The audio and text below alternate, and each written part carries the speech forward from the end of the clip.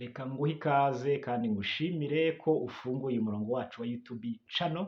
Tuguhaye ikaze rero muri aka kanya aho ugiye gukurikirana ibiganiro byacu byo muri aka kanya twaguteguriye, kandi ari nako tugusaba ngo ushyireho itafari ryawe uduha subscribe, like ndetse na share kugira ngo ibi biganiro tuba twateguye bijye bigera no ku bandi batandukanye. Rero iyi ni YouTube channel itanga ibiganiro byigisha, bihugura, bifasha abantu benshi nk'uko tugenda tubibona, ari nabyo nyine tugenda duha abantu kugira ngo byungure umuryango nyarwanda ndetse n'isi yose. Rero uyu munsi twaguteguriye iki? Uyu munsi twaguteguriye ingingo nziza cyane iryoshye, turarikira n'abantu kuza bakegera hino bakayitegera amatwi kugira ngo tuyiganireho. Tugiye kuganira iki rero? Uyu munsi tugiye kuganira ku ngingo ivuga ngo intwaro cyangwa amayeri abahungu bakoresha kugira ngo bafatishe abakobwa. Amayeri abahungu bakoresha cyangwa abagabo bakoresha kugira ngo bafatishe abakobwa. Uyu munsi tugiye kumena umuceri, abagabo murihangana, ubwo abakobwa namwe mwegere hino kugira ngo tubabwire izi ntwaro abagabo n'abahungu bakoresha kugira ngo babigarurire. Tubahaye ikaze. Ntabwo dutinda rero. Intwaro ya mbere burya abahungu bakoresha kugira ngo afatishe neza umukobwa, buri umuhungu akibona umukobwa ikintu cya mbere akora ni ukushaka contacts iyo amaze kuzibona biba byoroshye, ikiba gisigaye ni ukumwiyegereza.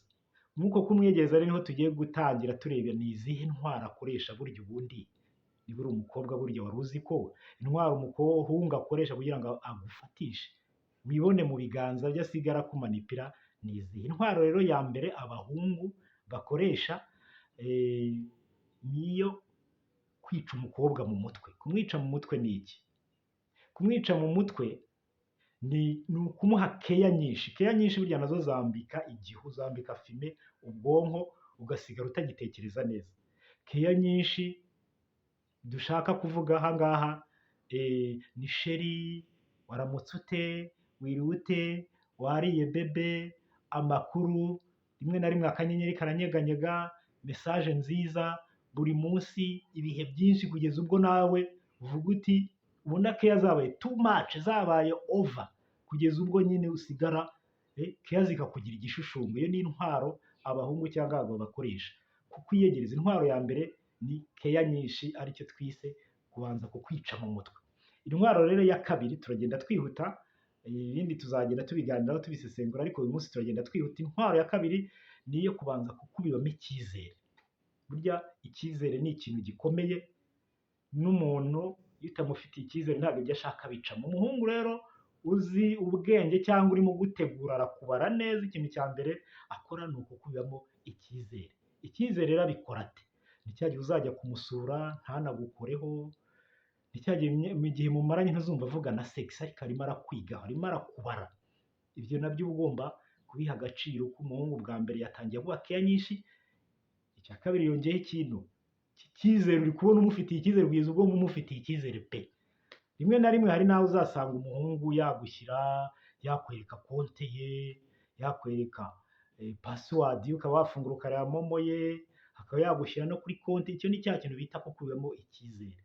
Umuntu ashaka kukubamo icyizere, cyitonderwa hano, ashaka kukubamo icyizere agufiteho gahunda, akashobora no kukubamo icyizere arimo akubara agira ngo akwiyegereze neza. Iyo abona ari umukobwa ufite turi macuwa, izo ni intambwe zimufasha kuzakwiyegereza bitamugoye. Ntibivuze ko umuntu atakwiyegereza cyangwa atakubibamo icyizere agufiteho gahunda, ariko cunga sana abakobwa mwiriwe. Rero turakomeza. Ubwo twari tubonye intwaro ya kabiri. Ya mbere ni keya iri too much, iri over. Icya kabiri tubonye kukubibamo icyizere, ugasigara uvuga uti uyu muhungu ntabwo asanzwe, umuhungu ntarankoraho, ntaranyaka sex, ni umuntu mwiza, uyu muhungu ni igitangaza, n'Imana yari yarangeneye. Ubu utangiye kujyamo, aba agufite neza mu biganza. Hanyuma rero intwaro ya gatatu umuhungu akoresha kugira ngo abe yagufatisha, ni ingingo ikomeye ikunda kugonga abakobwa benshi, ariko nta mugayo umukobwa wese iyo akuze aba agomba kubaka. Intwaro abahungu bakunda gukoresha ni ukukubwira ngo nzagushyira mu mago, tuzabana, ndimo ndabitegura, narakwishimiye, icyo kigushamo abakobwa cyane. Kuri iyo ngingo umukobwa itonde kuko ibyo hari umuntu ubikubwira arimo akubara akubisemo noneho agukubise mu cyico. Iyo ni ingingo ikubita mu cyico umukobwa noneho neza akarangira. Rero kuri iyi ngingo niho hantu uzasanga umuhungu arimo abwira umukobwa nzajya kukwerekana iwacu nawe tujya iwanyu, rwose urumva ko mbirimo ntungireho ikibazo, urumva ko bimeze neza cyane. Mushobora no kujyayo mukajya iwabo mukajya iwanyu, ariko mukobwa pay attention, iyo ntabwo ari ingingo yakurengera. Bigendemo gake.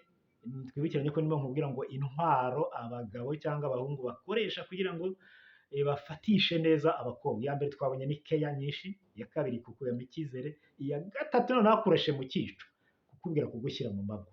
Iki biba bisaba ubuhanga kugisimbuka, ubuhanga bukomeye. Ibi rero byose ni ibintu abahungu bakoresha cyangwa abagabo, bikaba byagushamo abakobwa, bityo akaba iyo bamaze kugufatisha neza, izi ngingo zose zamaze kugufatisha, izi njuga zose zamaze kugufata, ubwonko bwaramaze kwambara fime utakibireba neza, icyizere cyaraje, keya zirahari, bamaze no kubwirwa ko ugiye kujya mu mago, urumva ko icyizere gihari.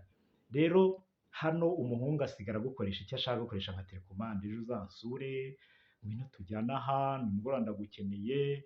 Ibyo ngibyo bikunze kugushamo cyane abana b'abakobwa. Nkiri hano rero sinagenda ntakubwiye n'ikintu gikomeye, ibintu bigaragaza ko umuntu yatangiye kugukata. Mwakundanaga, za ngingo cyangwa za ntambwe za ntwaro yarazikoresheje, wanaguyemo, icyo yashakaga yakigezeho, niba ari sex yarayibonye, niba ari iki yarakibonye, yakurebye mu bwonko, donc agufite mu biganza. Iyo ashatse aravuga ati ariko ubu ngubu ndimubikira, uyu mukobwa wamukata. Iyo agiye kugukata rero nagira ngo nkumenyeshe aka kagingo nako kamenye ibintu bigaragaza umuhungu urimo kwikata, ugiye kukwikata, uri mu nzira zo kukureka cyangwa atakibirimo neza.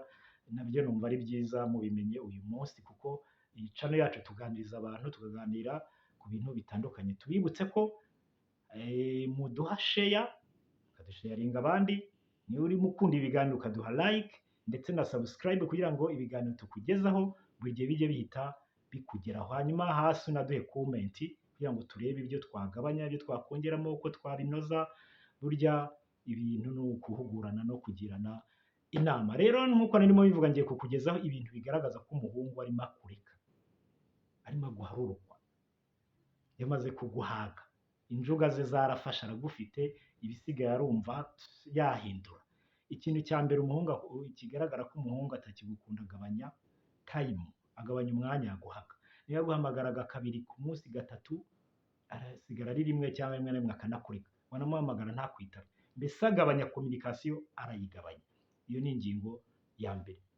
Hanyuma ikintu kigaragaza ko umuntu arimo agenda gucika gake, ariyenza. Nsanze telefone yawe itariho, ubwo wavuganaga nande, numvishe ifunze, nayihamagaye ntiwitabaye, ibyo bintu sinabivamo, ntabwo nzajya guhamagara. Utuntu two kwiyenza tudafite ishingiro, izo nazo ujye ukandika ahantu umenye ko ari impamvu ushingiye kuri byinshi igaragaza ko umuntu wawe arimo agenda akuvaho. Hanyuma ikindi gikomeye kigaragaza ko umuntu nta gahunda agufiteho, abakobwa mwiriwe, kigaragaza ko umuhungu burya nta gahunda agufiteho, atangira kuzana proje ndende.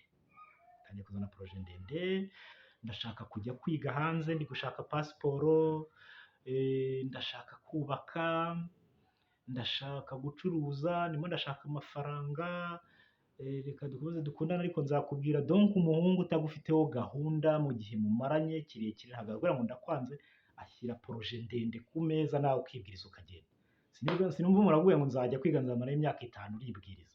Navuga ngo ndimo ndashaka amafaranga, sinzi igihe amafaranga se nta kontara yo kuyabona izwi, wamenya azabona ryari? Umuntu uzajya kwiga wamenya azaza ryari? Umuntu